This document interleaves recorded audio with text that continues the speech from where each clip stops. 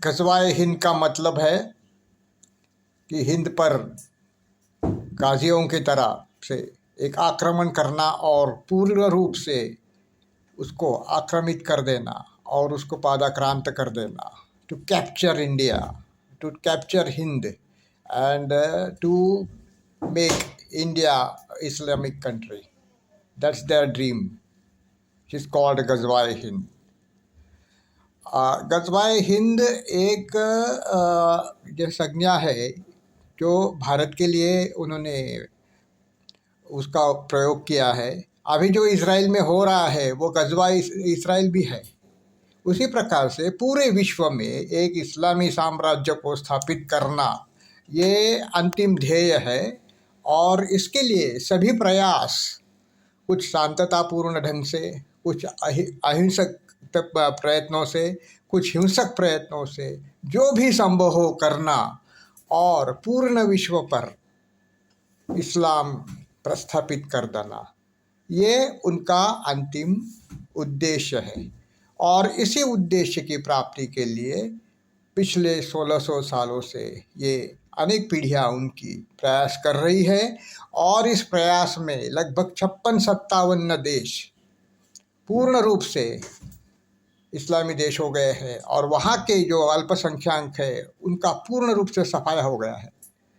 अभी अभी हमारे देश का विभाजन जो हुआ था 1947 में, उस समय पाकिस्तान की जैसी संरचना थी और उसकी जो जैसी भौगोलिक परिस्थिति थी उसके अनुसार पश्चिम पाकिस्तान जो था, पंजाब, सिंध, बलूचिस्तान वगैरह प्रांत को मिला करके वो, और पूर्वी पाकिस्तान जो बांग्लादेश आज कहलाता है, वो अलग अलग बहुत दूरी पे थे और ये दोनों को मिला करके वहाँ उस समय हिंदुओं की जनसंख्या जो थी वो 27% थी।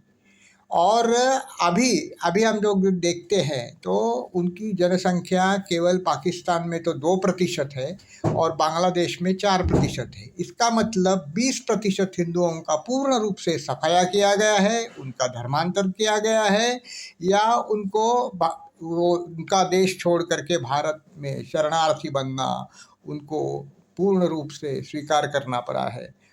और ये अत्यंत भयावह स्थिति वहाँ के हिंदुओं को, जहाँ जब भी इस देश का विभाजन हुआ तभी से भुगतनी पड़ रही है और धीरे धीरे करके पूर्ण रूप से अल्पसंख्यक समाज जो है उसका सफाया हो गया है। अभी अभी हाल में दनेश कनेरिया नाम का जो हिंदू क्रिकेट खिलाड़ी था, उसने वक्तव्य दिया था कि अनेक बार उसको धर्मांतर के लिए प्रोत्साहित किया गया, उसको प्रभावित किया गया और उसने धर्मांतर नहीं किया तो उसको टीम से बाहर निकाला गया, उसके साथ भेदभावपूर्ण व्यवहार किया गया। और दूसरा एक यूसुफ योहाना नाम का एक क्रिकेटर था जो कि ईसाई था जन्म से, परंतु जिसने अपना अस्तित्व को बचाने के लिए इस्लाम कबूल किया और मुसलमान बन गया। ये एक दूसरा उदाहरण है, प्रमुख रूप से अपने को मिलता है कि जो मुस्लिम खिलाड़ी नहीं थे उनको मुसलमान बनने के लिए बाध्य किया गया। यह तो इस्लामी तरीका है, उसमें वो कोई ज़्यादती कर रहे ऐसी बात नहीं। किताबों में लिखी बातें हैं वो पढ़ते हैं, ये करते हैं, उसका अनुसरण करते हैं, 100% अनुसरण करते हैं, तो ये होता ही है ऐसा बोलते हैं। और सभी इस्लामी देशों में इस परंपरा का निर्वाहन किया जा रहा है, तो उसमें कोई भी भेदभाव नहीं है कि कहाँ भी किधर भी आप जाए। अभी इथियोपिया में जाए, इथियोपिया से लेकर के अभी इंडोनेशिया तक किधर भी आप जाए यही तरीका रहता है, यही व्यवहार रहता है।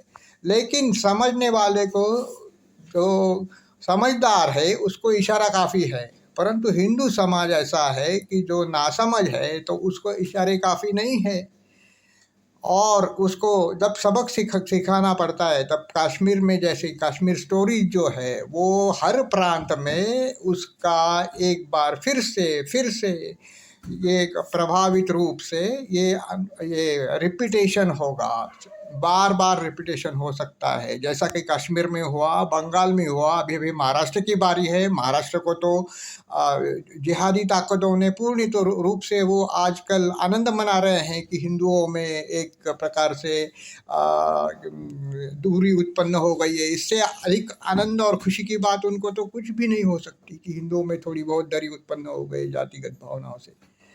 तो हम लोगों का एक निश्चय होना चाहिए और एक निश्चित रूप से अपना एक उद्देश्य होना चाहिए, और उद्देश्य की प्राप्ति के लिए पीछे दिशा निर्धारण होना चाहिए। ये जब तक नहीं होता है तब तक उनका काम तो वो कर रहे हैं, वो करते ही रहेंगे। अब प्रश्न ये है कि अपना काम जो है, अपना कर्तव्य जो है, अपना हिंदू समाज क्या कर रहा है। एक तो उसको सभी समाज को, हिंदू समाज को जोड़ने के लिए जो तोड़ने वाली शक्तियाँ हैं उनके साथ संघर्षरत होना ही पड़ेगा, और समाज को जोड़ना पड़ेगा। और समाज को जो जो आप जो लव जिहाद का जो सबसे बड़ा षड्यंत्र चल रहा है सब हिंदू समाज के विरुद्ध, उसके विरुद्ध जागरूकता लानी होगी। और अपना कौन है, पराया कौन है, ये सीख हिंदू समाज को देनी पड़ेगी। यह सबसे महत्वपूर्ण बात है। उनमें भी जातीय भेद है, जातीय भेद रहता है मुसलमानों में, क्रिश्चियनों में, लेकिन शत्रु बोध और मित्र बोध उनमें बहुत ज़्यादा रहता है। यानी कि कौन मेरा है और कौन पराया है, अपने हिंदुओं में नहीं रहता है। तो ये सबसे बड़ी कमी है हिंदू समाज की, जिसके कारण हिंदू समाज की पिटाई हो गई है। लेकिन हिंदू समाज की आंतरिक शक्ति जो है वो अत्यंत प्रभावी है। इसके कारण 1600 वर्षों से उनसे संघर्षरत रहकर भी हम अपना अस्तित्व बचाने में बहुत ज़्यादा यशस्वी हुए हैं। परंतु इसके ऊपर अपना समाधान नहीं मानना चाहिए। ये आधुनिक युग है, ये लोकतंत्र का युग है, और अगर उसकी संख्या ज़्यादा बढ़ गई तो उनका प्रधानमंत्री हो सकता है। ये कोई मजाक वाली बात नहीं है, ये सचमुच हो सकता है कि लोकतंत्र में सबसे ज़्यादा प्रभावी साधन जो है वो लोक संख्या का रहता है। जिसकी संख्या अधिक रहती है वही वो अंतिम जो ये जो उसका जो निरंतर चलता रहता युद्ध वो जीतता है। लोकतंत्र की लड़ाई जीतने के लिए अपना लोक संख्या का हथियार प्रभावी रूप से प्रभावित किया जाता है। तो इस बारे में हिंदू समाज की लोक संख्या घट रही है, ये सत्य है। तो इसके ऊपर भी हिंदू समाज को ध्यान देना ही पड़ेगा। और ये 4-5 जो खतरे हैं उनको सबको सोच करके, विचार करके उसके ऊपर कार्यरत निर्णय होना चाहिए। एक तो लोक संख्या बढ़ाने, कुछ लोगों का कहना है कि उनकी लोक संख्या घटाने के लिए कानून कर दो कि 2 से ज़्यादा बच्चे नहीं होंगे, लेकिन मैं समझता हूँ कि ये बिल्कुल ही इसका उपयोग नहीं रहेगा, क्योंकि वो तो इसका अनुसरण नहीं करने वाले हैं, वो तो कोई नियंत्रण रखने वाले नहीं है।